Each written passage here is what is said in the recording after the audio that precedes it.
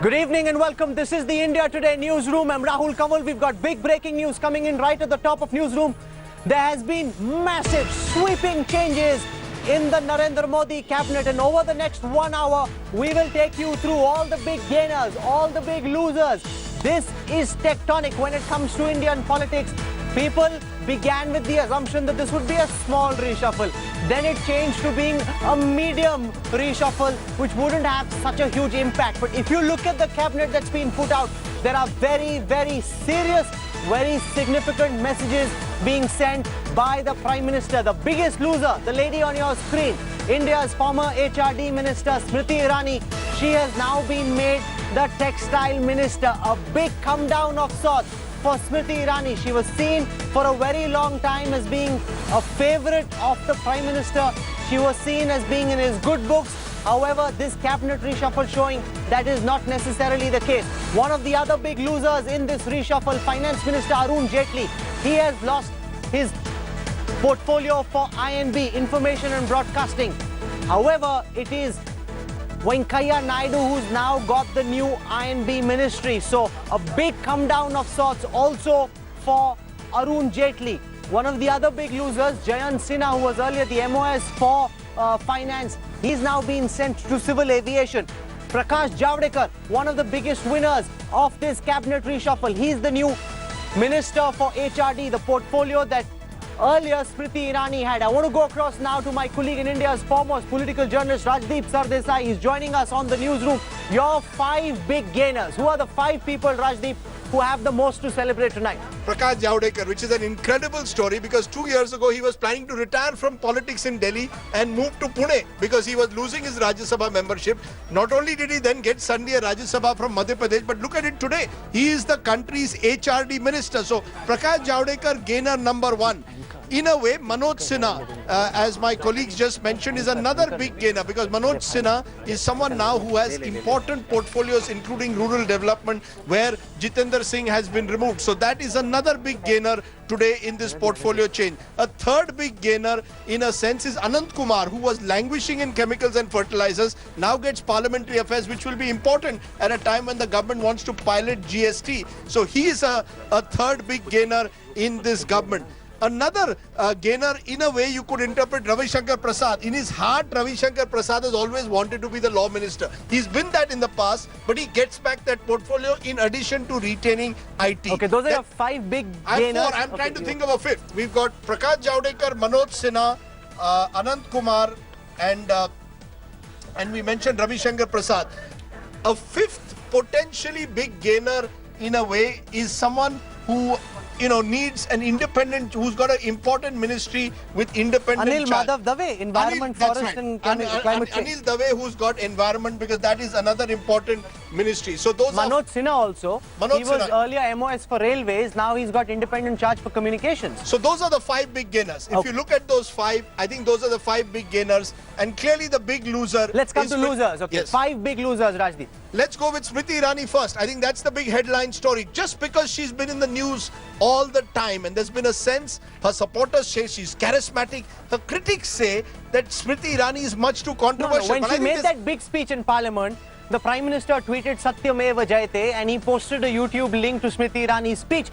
Everyone has always had good things to say in government. Outside government, people may have had a different opinion. So why has Smriti Irani's wings been clipped? Because Rahul, there are people in the party itself who felt that Smriti Irani had been given an elevation much too soon, given the fact that she has never won an election, given the fact that she was just starting her 2nd term in the Rajya Sabha. She was being given a high-profile HRD ministry portfolio. And there have been vice-chancellors who've complained about her. There are far too many people who felt that Smriti Irani at times can be abrasive. Some see her as charismatic, others see her as abrasive. So, let's be fair at the end of the day. Okay. By doing what he has done, I think the Prime Minister has put his stamp on this government. This is Narendra Modi pulling off another rabbit out of the hat. At 9 o'clock, what were we saying? Okay, Ramdas Athavale is joining us. He's the Minister for Social Justice, big Dalit leader from Maharashtra. They're hoping he'll help also in Uttar Pradesh. Athavale साहब, मुबारक हो आपको. लाल बत्ती की गाड़ी अभी मिली कि नहीं मिली? नहीं, लाल बत्ती की गाड़ी मिली नहीं, मगर अभी नरेंद्र मोदी साहब ने मंत्रालय भी दिया है। तो खुश है आप अपने मंत्रालय से? सोशल जस्टिस का मंत्रालय आपको मिला है, खुश है? हाँ, सोशल जस्टिस तो मतलब मेरा ये बहुत बड़ा प्यारा सब्जेक्ट है। गरीबों को मदद करने वाला सोशल जस्टिस का विषय है, लेकिन मैं सोशल जस्टिस के साथ साथ गरीबों को इकोनॉमिकल जस्टिस देने का मैं प्रयत्न करूंगा। और नरेंद्र मोदी साहब ने जो मेरे ऊपर जिम्मेदारी सौंप ली है, वो जिम्मेदारी मैं बहुत अच्छी तरह निभाने का मैं काम करूंगा। गरीबों को मदद करने की कोशिश इस मंत्रालय के माध्यम से मैं करूंगा। चलिए, लोग उम्मीद कर रहे थे क्योंकि आप दलित नेता हैं तो यूपी में भी बीजेपी को फायदा मिलेगा। आपको लगता है कि महाराष्ट्र तक ही प्रभाव है आपका, कि यूपी को फायदा पहुंचा पाएंगे बीजेपी को आप? हाँ, मतलब अभी मेरा पार्टी जो रिपब्लिकन पार्टी ऑफ इंडिया है पूरे देश भर में है। उत्तर प्रदेश में भी 55 जिलों में मेरा काम है, तो जरूर मतलब उत्तर प्रदेश में भी बीजेपी को फायदा होगा। और बीजेपी आरपीआई अलायंस अगर होता है तो जरूर वहाँ बीजेपी का मुख्यमंत्री बनेगा। Okay, we wish you all the best. Thank you very much, Mr. Ramdas Athawale, charismatic leader from Maharashtra. Just one small correction, Rahul. One more big gainer is Narendra Singh Tomar. Oh, absolutely. He's got rural development, so he's the other big, and in addition, I think to a couple of other portfolios, including water and sanitation, I think. But he's another big gainer. Narendra Singh Tomar is in the list of gainers. Manoj Sinha has got independent charge of communication, so he's a big gainer. Let's come to the big losers. So you mentioned Smriti Irani. Yes. Arun Jaitley, one of the big losers. I've been telling you this since yesterday. You've been dodging and evading. No, but the fact is he's lost INB. He's not got. So if the logic was that finance is a big portfolio, let's give it to someone who can handle it independently. Instead, Venkaiah Naidu gets INB. I'm not going to say Arun Jaitley is a loser, because I think at the end of the day, the finance ministry is a big portfolio in itself. And I think it's a recognition on the part of the Prime Minister. It needs a full-time minister. That's what a number of people have been saying. You can't spend the mornings in the INB ministry and the afternoons at the finance ministry. You've got to be there 24/7. So I think it's a signal more than anything else, and an acceptance. Can I argue by saying that he's also changed Jayant Sinha? Jayant Sinha was earlier his MOS. He stuffed Jayant Sinha out. I have a slightly different view on Jayant Sinha. He's moved he's been moved to MOS Civil Aviation. Now this is a ministry where there are some question marks whether Ashok Gajapati Raju has really performed or not. But he's an ally, and the Prime Minister, as you've seen, has not touched the allies. So you've got a sense that you've got now in Jayant Sinha someone who understands perhaps the needs of civil aviation in the future with a new aviation policy, could contribute more than he might in finance. Having said that, I think you're right that a message has been sent that we need to get things right in the finance ministry. But he's changed the whole team for finance, obviously indicating that he's not particularly happy. He's not changed. I mean, he's not changed Mr. Jaitley, but he's told Mr. Jaitley in a way, full-time boss, you can't be INB in the day and finance in the rest. No, but there's another message. Look at the first cabinet that was formed. The likes of Dharmendra Pradhan, Nirmala Sitharaman, Piyush Goyal, all of them consider themselves also as proteges of Arun Jaitley. This time, he's been largely out of the decision-making process. It's only Amit Shah and the Prime Minister who've been in constant consultation. True. That's also a reality. But none of the names... And you brought in the likes of an SS Ahluwalia, you brought in the likes of a Piyush Goyal, people who Jaitley doesn't share the best equation with. Right. You meant Vijay Goyal. Vijay Goyal and SS Ahluwalia. Yes, all that is true. But I think what he's done, and I think this is where you've got to give him credit, there is a performance review. An hour ago, I thought what was missing was where was the performance review. I think the performance review has come in. The infrastructure ministry is untouched because the government's performance relatively in physical infrastructure has been seen to be good. So Nitin Gadkari, Piyush Goyal, Dharmendra Pradhan retain their portfolios. Where are the changes being made? The changes have been made in rural development. The changes But there's no change in agriculture. Radha Mohan Singh continues. I think the point you made when I was on the program, I think you're right, that at some stage, I think there's a sense that maybe Radha Mohan Singh has got a strong RSS connect. No, I've heard this from very senior RSS leaders. They say when asked about him, कि उनको marketing करनी नहीं आती, that he's a good guy, he works hard. He, unlike Jaitley, is not able to spin it to you guys. Which is true. But remember, he's got now he's got SS Ahluwalia in agriculture, and he's got two strong MOSs in agriculture. So I think he recognizes that agriculture is a key area. The PMO will play a key role in the months ahead in agriculture. I think I'm going to be extremely fair to the Prime Minister. I think he's done, at the end of the day, a very good job. This is Narendra Modi proving that he can put a stamp on his government. This is something Manmohan Singh could not do. Manmohan Singh could not remove an A. Raja in his second term, even though he wanted to remove A. Raja. here you've got a Prime Minister removing people who are close to him or sending messages out to them very clearly. And that's a sign that Mr. Modi is his own man. Okay, I want to bring in now our guests. Sambit Patra from the BJP is joining us. Also with us, Sanjay Jha of the Congress. Sharad Pradhan, veteran political commentator from Lucknow. Thank you very much. Sambit Patra, what's the logic behind divesting Smriti Irani from HRD and sending her to textiles, a far less politically significant portfolio? What's your reading, Sambit? The prerogative of the Prime Minister should not be met with my logic. The Prime Minister's prerogative is supreme. And secondly, I've been attending a debate about the last 1 hour when these announcements were made, and I have seen all kind of speculations being thrown into air, speculations about performance to speculation of our major role in Uttar Pradesh. But as a good person, I would keep the strategies of the party close to my heart, and I would not reply to any speculation made by the media, which is the duty of the media. The media should make speculations. That is the beauty of the media. Sanjay Jha, what's the Congress's reading? Rajdeep saying the Prime Minister showing this is a Modi cabinet. It's his vision all the way through. People who he was unhappy with have been dealt with very, very sternly. This is something Manmohan Singh may have wanted to do but never could get done. Sanjay. Rahul, let me tell you that this is another classic U-turn by the Prime Minister, Mr. Modi. This is a double-decker jumbo government on top of a very unwieldy PMO.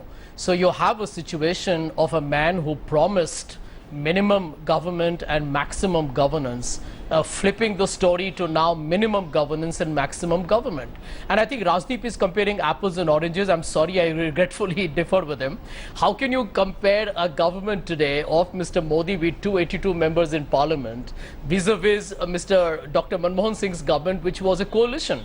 And Rajdeep himself tells you that Mr. Modi has not had the guts, and I want to use the term guts, hasn't had the guts to touch any of his coalition partners whom he doesn't even need. So the essential story is that, I don't think we should confuse the two.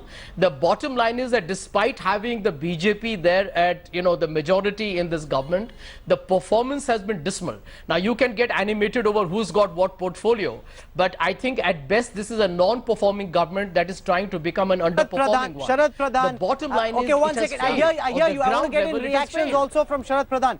What's the message for Uttar Pradesh? You've got one Dalit leader, one Brahman leader, one OBC leader, all of them being rewarded. Is this a cabinet with an eye firmly on the elections? Certainly, that is very evident. It was evident even in the morning when these three new faces were inducted from UP, and that is a clear-cut message. And considering the caste to which each of them belong, it is a message. It is trying to send signals to those particular, try to woo those communities. But how much impact it will have, only time will tell. Because, for instance, Anupriya Patel, it has influence only. She belongs to a community which is a part of the Kurmis, but just the Patel community among Kurmis, which is not a huge, and her influence is limited to barely 3 districts of Uttar Pradesh. Likewise is Krishna Raj. Now Krishna Raj is, first of all, they'll have to spread a message that she belongs to the Dalit community, and the kind of work she does, whether she'll be able to make a dent in the BSP is really doubtful as far as the Dalit vote is concerned. Stay with me, Sharad Pradhan. I've also got one of India's foremost political commentators, Siddharth Varadarajan, joining us now in the India Today newsroom. You're going through this list. Smriti Irani, one of the biggest losers in this cabinet reshuffle, going from the all-important HRD to textiles. What do you make of this big change? Well, I want to say textiles is not unimportant. Sure, absolutely, but compare it with HRD. But I would say that the Prime Minister finally belled a cat that he ought to have belled earlier. This was... Why has he done it? I think the evidence of mishandling of the ministry was mounting. You had dispute, battleground after battleground, emerging in different sectors of this portfolio. And finally he bit the bullet. This is something which he should have done a year ago. But she works very closely with him. He's publicly said she's my choti behan when he went to Amethi in 2014. So this is a very big decision. Maybe then he deserves praise for taking a tough decision even against those who are close to him. If that is the case, excellent. He should have done this earlier, but it's better late than never. Okay, what about Arun Jaitley? He's lost INB. He still is the finance minister, so it's a very significant portfolio. ordinarily, if somebody had been given independent charge of INB, you'd say, okay, Jaitley's wings haven't been clipped because finance requires full-time attention. But you've given Venkaiah Naidu additional charge and you've taken it away from Jaitley. You know, I don't see this as clipping of Mr. Jaitley's wings, quite frankly. But I think it's doing justice to INB. Because no, how is it doing justice to because, INB? INB doesn't have a full-time minister. Well, no, but Venkaiah Naidu is INB minister. True, but he's also urban development and housing and urban poverty alleviation. But to have the portfolio looked after by finance, but there's another factor here, which is that there was something unseemly about the finance minister of the country, who has all the controls levers of all kinds of investigative agencies, also being in charge of INB. I'm not saying that Mr. Jaitley misused those powers, but it sends a bad signal to the media of the country when the finance minister is the one who is in charge of INB. To that extent, this is a service to INB that you have another person. I wouldn't see this as a demotion or a setback to Jaitley, but the righting of a wrong.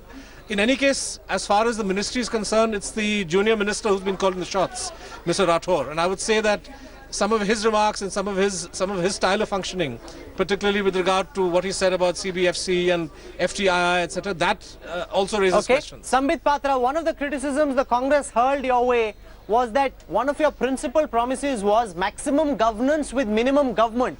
With 78 cabinet ministers, the Modi cabinet is of the same size as the Manmohan Singh cabinet. Earlier you started with 44, said this is the optimal size, we don't need more ministers to govern India. In the end, political considerations have been as important for you as they were for the Congress, Sambit.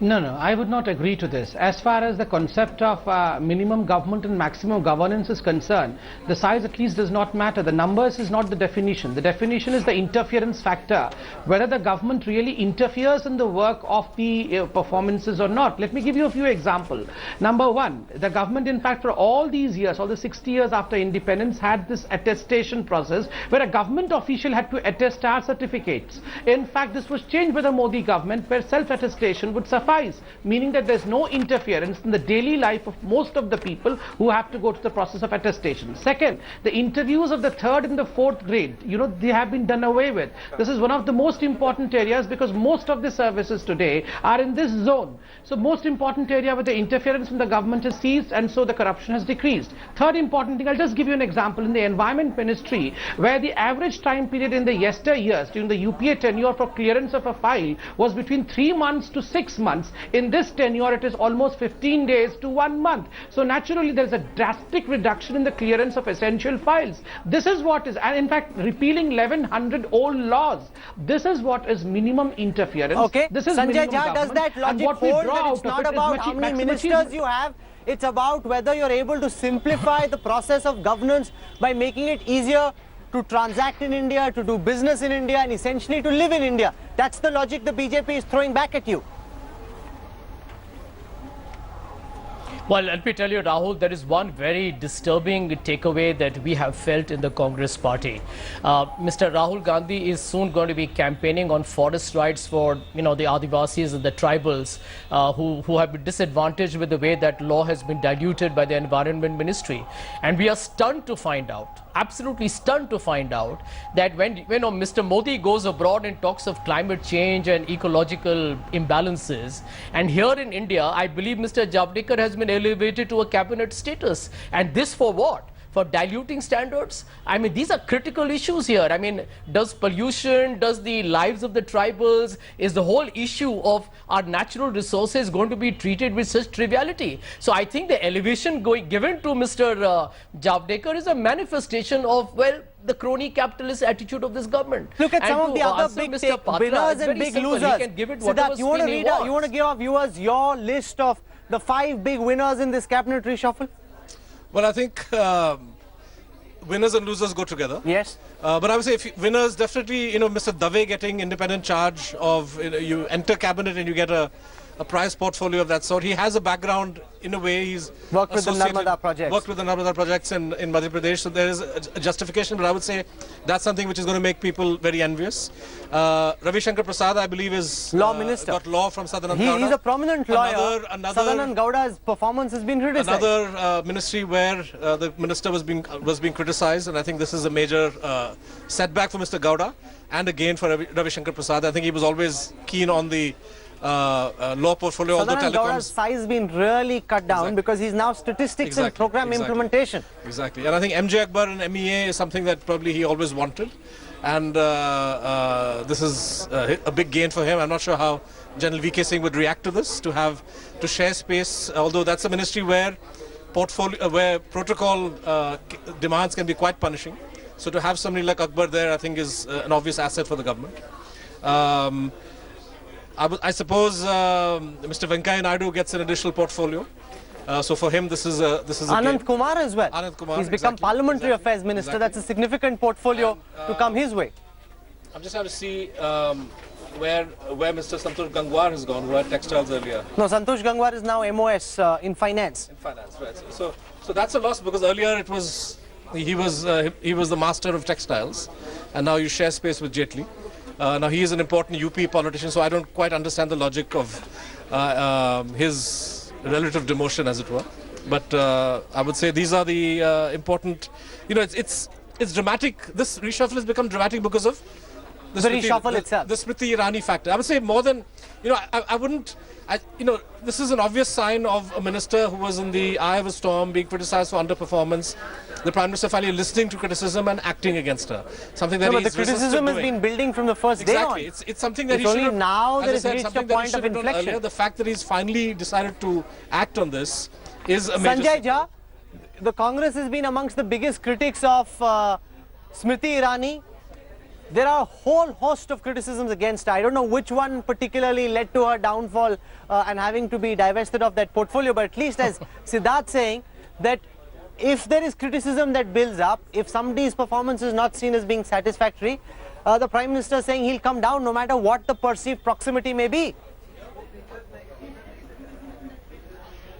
Well, let me tell you this, Rahul, that if the Prime Minister was really serious about trying to weed out people who were, in a great number of ways, hate mongers and have caused this government, and ought to have caused this government a lot of embarrassment, I don't know whether it did, then what action did it take against people like Giriraj Singh, there's a Sadhvi Niranjan Jyoti, there are people like Mahesh Sharma, etc.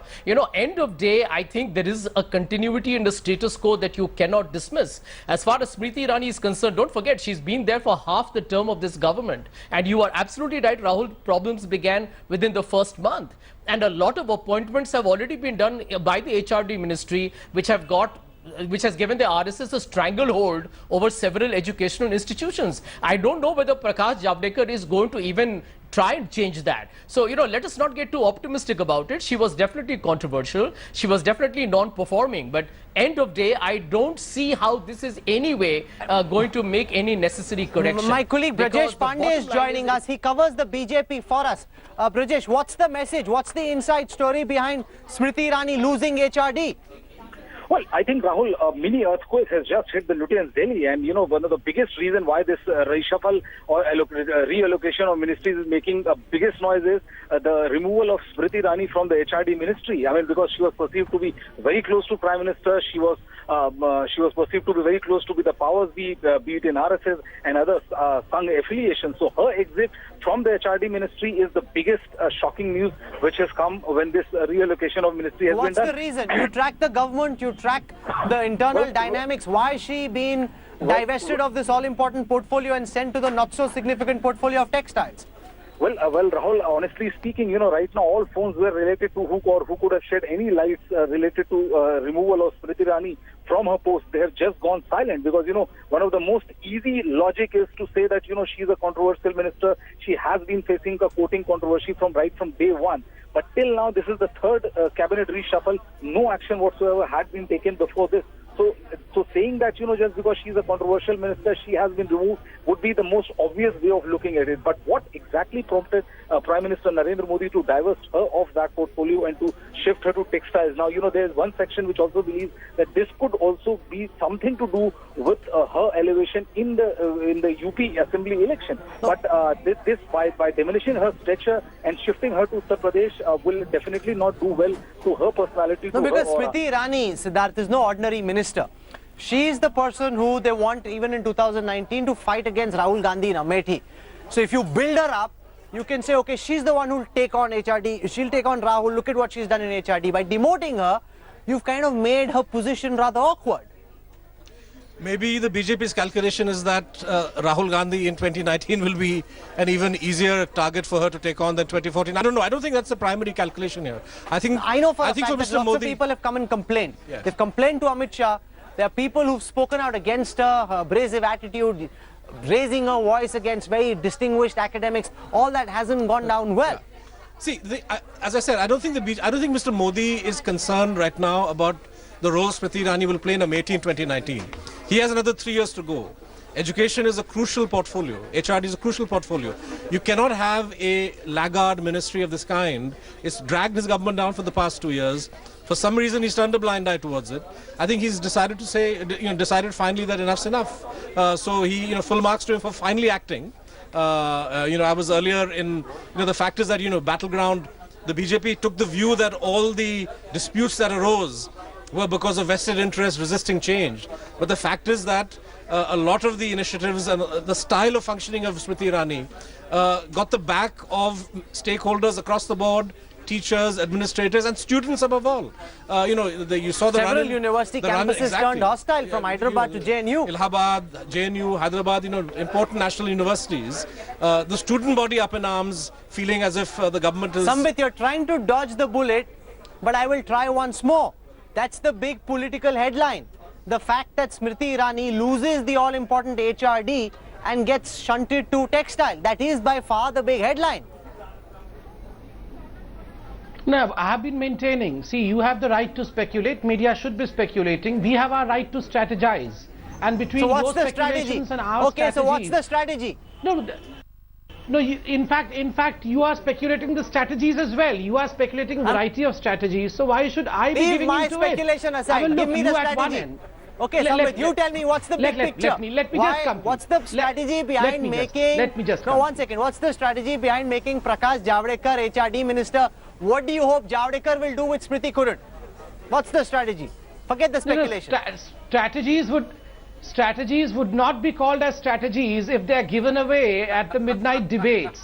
Strategies are to be held close to the heart and not to be spoken about. So I would rather hold them close to heart and smile at the speculations thrown at us by the media. You have every right to speculate, now consummate no problem. But the prerogative... He's been in many tricky situations previously, trying to walk a fine rope balance, not fall, not upset Smriti Irani or the Prime Minister. Also, Sharad Pradhan wants to come in and make a point. Sharad. Yes. All I'm trying to say is that the demotion of Smriti Irani is also a clear indication that now her chances of being projected as a UP chief ministerial candidate are completely gone, or minimized at least, because she was being thrown as the potential chief minister of BJP, because there's so much infighting going on within the BJP who is to be projected as a UP chief minister. But I don't think that she stands any chance anymore.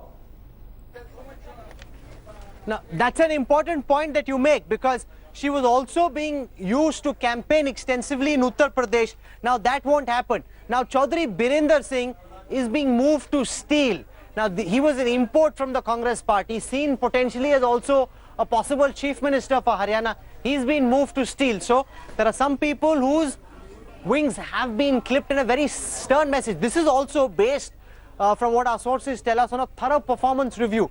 Their performance has been mapped on several parameters, and it's on the basis of that the Prime Minister determined whether or not he's happy with somebody's performance. Siddharth. But I think he's pulled his punches, because if that is indeed the case, if the Prime Minister has conducted an exhaustive performance matrix, you'd be hard put to explain the persistence of certain names in this list. Like Radha Mohan Singh? Radha Mohan Singh is a good example, but if you go lower down the tier, MOSs galore, I would like to know the performance. I would like to see the performance matrix of Sanjeev Balyan, for example, or of Mr. They think he's done a great job. He was in contention to be promoted. Or Mr. Giriraj Singh, or Niranjan Jyoti, or lots of other, So do you think loose cannons not being shunted out, is that a message by itself? You see, one loose cannon lost his job, which is Katheria. But Mr. Balyan is there, Niranjan Jyoti is there, Giriraj Singh is there. We have to thank our stars. Katheria had some fake certificates as well, so he's probably lost his job for that reason, not necessarily for what he said about saffronizing education. So as far as my takeaway is concerned, I don't think the Prime Minister has used this reshuffle as he ought to have, to send a clear message that ministers who speak out of turn, who say things that go against the government's official line, because will we've not be seen tolerated. Sambit Patra, the government and the party say that this is not the government's view, it's an individual's view. Yet when the opportunity came to act against some of those so-called loose cannons, the Prime Minister hasn't acted. So if I'm a loose cannon watching this, I say, okay, I can say all these comments, benefit in the media, add to my supposed infamy, or whichever way he looks at it, and still stay on. Before Sambit answers, Mr. Modi in his interview to Times Now said that इनकी शक्ल भी मैं पहचान नहीं पाता हूं. In the sense he implied that many of these guys who are loose cannons, I don't even know who they are, but 3-4 of them sit in his council of ministers. Sambit. See, I'll be very frank and candid in this. Mr. Modi, whenever we have heard him in whichever speech, he has always maintained that we have to be extremely responsible when we speak. That is what Mr. Modi is, and has always maintained this. As far as your accusations on not changing the ministers are concerned, I'll be very humble to state that, well, a statement here or a statement there does not mean that your performance should be underrated and you should be removed. That is a separate issue. It's the prerogative of the Prime Minister. After weighing everything, the Prime Minister must have taken a decision. Okay, Sanjay Jha, is that one of the Congress's big criticism, that the supposed loose cannons haven't been acted against? Now there are two things that can be said. One, you've got Nihal Chand Megwal, who had serious charges against him in Rajasthan, charges of having molested a woman. He was also accused in a rape case. He's been shunted out. Also Kathiria, who made those controversial comments about saffronizing education, he's been moved out. So there is some action in that direction, but not quite the way you'd have liked.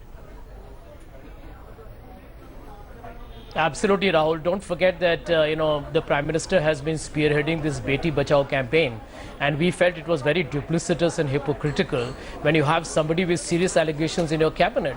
And the larger issue remains that this is, bottom line, this is political expediency. Now, we have been in government. We understand that the Prime Minister has a right to, accommodate various factions and constituencies because the election's coming up. So the bottom line is that he's gone entirely on a political calculation. I don't think for the common man who's watching your program, what is the governance difference that is going to happen? We don't know of any of these names with any expertise or any experience of the past. I mean, this is an adjustment and a process of accommodation. Now, it's a Prime Minister prerogative. I don't think anybody's going to deny that. But is it going to make any material difference to industry, to business, to the common man, to the farmer? The answer is no, because his best team in up to half year of his term has really not done his job. You can look at the joblessness in India, you can look at the state of agriculture, issues in terms of economy and growth and investment. You look at all the fundamental indicators that tell you what is the health of the country, and the answer is heavily negative. On the HDI index, India has slipped down. Now, Mr. Modi keeps talking about ease of doing business, but there is no mention at all that on the Human Development Index that truly captures the essence of a country's overall growth, the quality of life for the common man, we have gone down. I think that is the critical issue that Mr. Modi should worry about over the next 2 years. The other things that we've noticed, Siddharth, is that General V.K. Singh, who earlier had independent charge for Northeastern Affairs, that portfolio has now been divested. So he's now only MOS in External Affairs. A come down of sorts for him. A double whammy, actually, because now in MEA he's sharing space with MJ Akbar. But the Department of Northeastern, the donor region, has now gone to Jitendra Singh in the PMO. So in a way, the PMO is elevating, Mr. Modi is elevating the status of the Northeast region, saying that this is a priority area. We're bringing it straight to the PMO. But there's a very clear signal to General V.K. Singh that... Why would he have lost out? Well... because a lot of what he said, the government has indicated they actually like, despite what the media thought of it. The government has, I think, Mr. Modi has been quite careful, and Amit Shah and others have been careful not to speak out against General V.K. Singh. They have defended him, if anything. The last time there was a controversy. But I think somewhere down the line, it's hard not to read this lost divestment of portfolio as a signal. It's not as if Jitendra Singh in the PMO was short of work. His hands are already full. To move a crucial portfolio like donor out of V.K. Singh's hands into the PMO directly has to be seen as a vote of no confidence in General V.K. Singh, especially, as I said, with the double whammy that he's now sharing space in South Block with the MJ Akbar. One of the things that's very interesting is that when Prime Minister Modi was asked about the possibility of a big reshuffle, at that time, he said that, you look at my track record in Gujarat. I don't change my team very much. I like to stick to the same team, give them a long rope, give them an opportunity to perform. But these changes have been sweeping changes. These are not minor, insignificant, small changes. These are very, very significant changes the Prime Minister's made. I would disagree slightly. I think I think the toppling of Smriti Irani from HRD is what's coloring our perception, right? Most ministers have not been touched, actually. And, but yeah, I mean, VK Singh, Sadanand Gowda, Smriti Irani, these are the big losers, obviously, in this reshuffle. But the majority of MOS's independent charge and cabinet ministers have not been Sambit disturbed. Patra, the government said there's a rule that after 75 ministers should go into exile, give up active politics. Kalraj Mishra is still there. Nachma Heptullah hasn't been touched. Is it because Kalraj Mishra is a prominent Brahmin leader ahead of the UP polls? You don't want to mess with the Brahmin equation, so political expediency comes ahead of that 75-year-old rule? Absolutely. No, I would not trespass into what is the domain of the Prime Minister. I would not comment on what is the prerogative of the Prime Minister. And secondly, 2 or 3 quick points as to what my good friend Sanjay Jha from the Congress had to say. He said that, well, what is the use of an expansion of the cabinet when the country is not moving ahead? Contrary to what Mr. Sanjay Jha projected, India is one of the brightest spots today, as said by the IMF chief. In fact, the Indian economy, despite the slump in the global arena, is moving ahead. And with the expansion, if this was the situation with the position that we had, with the expansion, surely the marching speed of India in the global arena would increase. The marching speed of Indian economy would definitely increase. As far as you buying those words of Mr. Modi from an interview, that he said that this is a Gujarat model where I do not change much of my cabinet, I only add to it. I agree absolutely. Where is the change? It's just change of work. The same people with an addition so that we can have additive effect of it. I think whatever he has said, he has already delivered. Okay, very interesting here. As we come to the final part of the reshuffle story that we are putting out in the newsroom tonight, in case our viewers have just joined in, can I just call my camera person Manisha? Here, one of our producers has pulled out the top India trends. So you've got Smriti Irani, who's right on top. These are the changes. Smriti Irani is trending right on top. And then there is Jayant Sinha.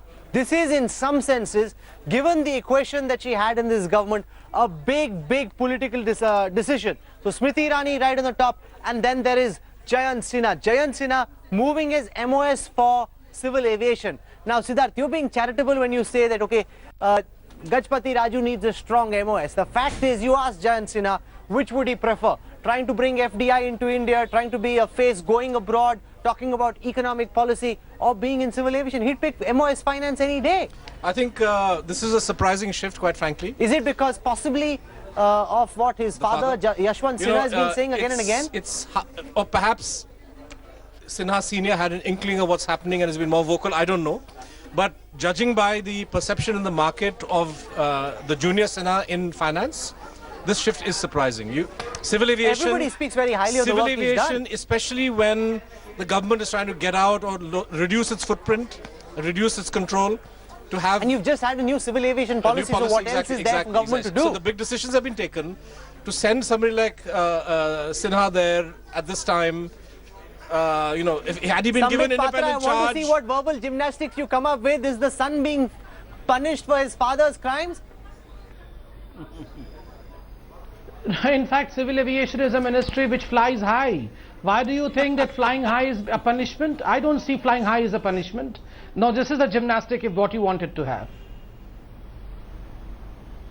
No, I did hear that. Sanjay Jha, your sense on whether the son is being punished for what his father's been saying? They've been very upset, furious with the kind of comments that Yashwant Sinha has made.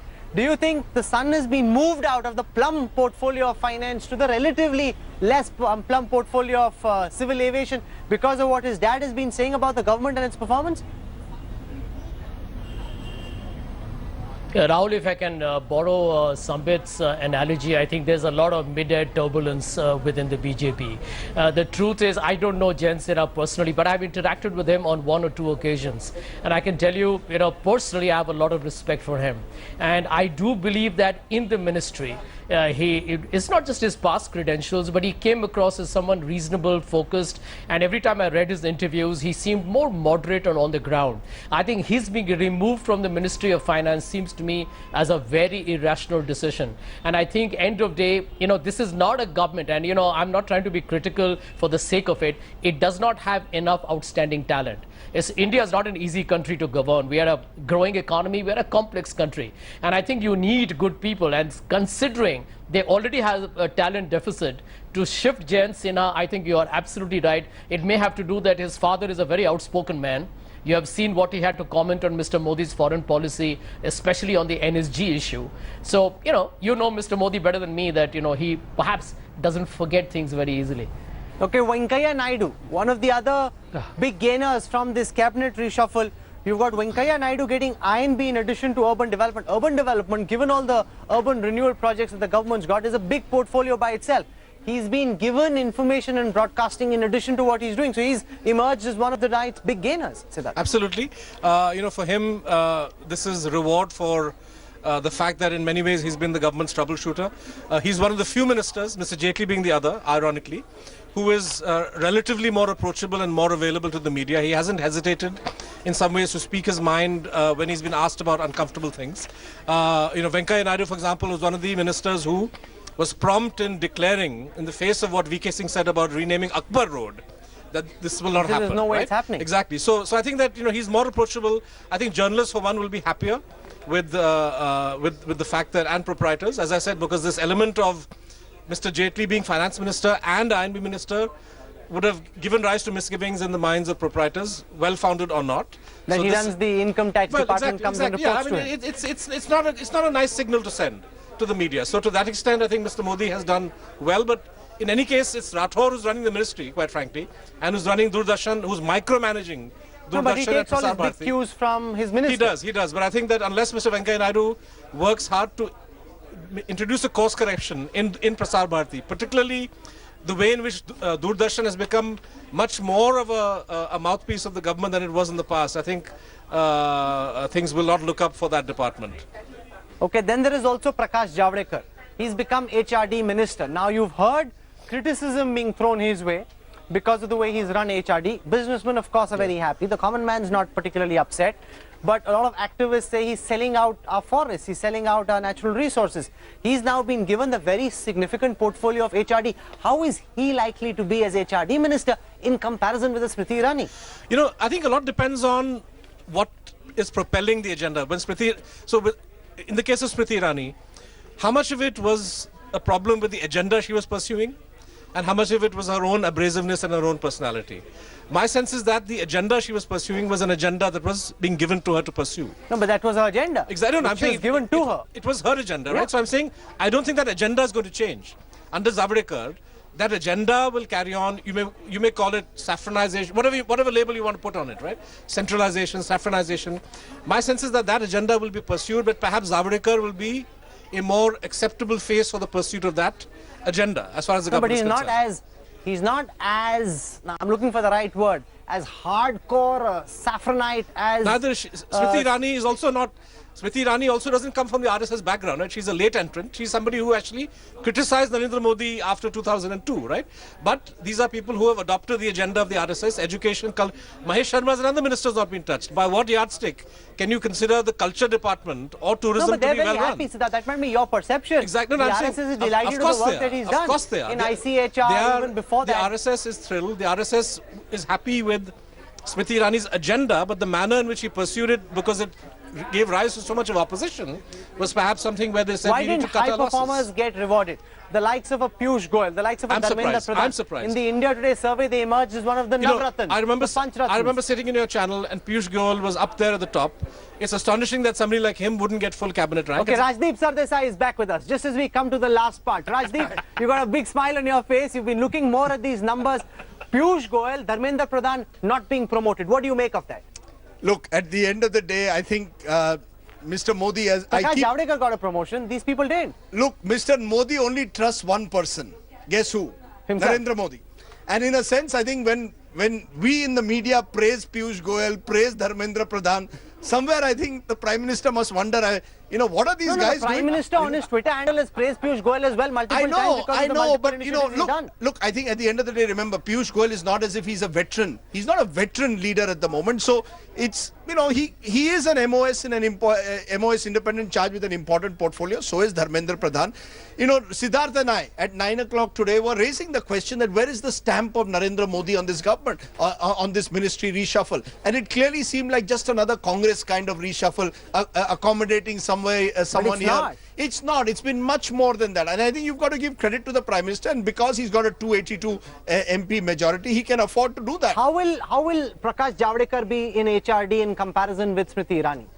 Look, anyone who knows Prakash Javedekar knows he's just the direct opposite of Smriti Irani. He's someone who will be more accommodative, he'll be less controversial, he'll carry people along. At the same time, he's very close to the RSS. I don't think that the RSS has ceded space there. I don't think they've ceded space in culture. Mahesh Sharma still remains.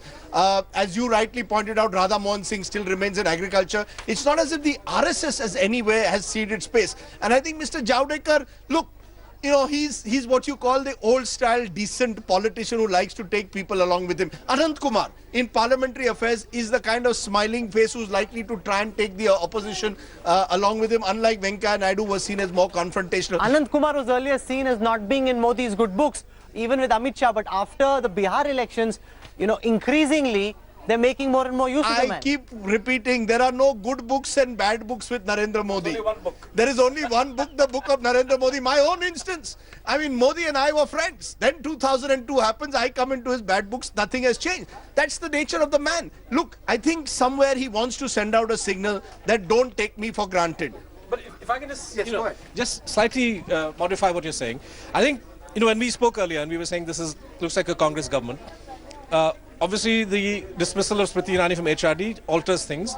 But let's not, Smriti Irani is a big ticket person to be dislodged. But overall the changes, this is far from being a night of the long knives. And I think given the state of his government and the performance and the question marks raised and the number of, shall I say, underperformers, he needed to do much more. But so far, if he's taken this decision, that itself shows... Okay, final word, it's important, for example, Smriti Irani, who knows, she could get an important role in the UP elections, in the party. And I think the point that Siddharth makes, people like Giriraj Singh, Jyoti Niranjan,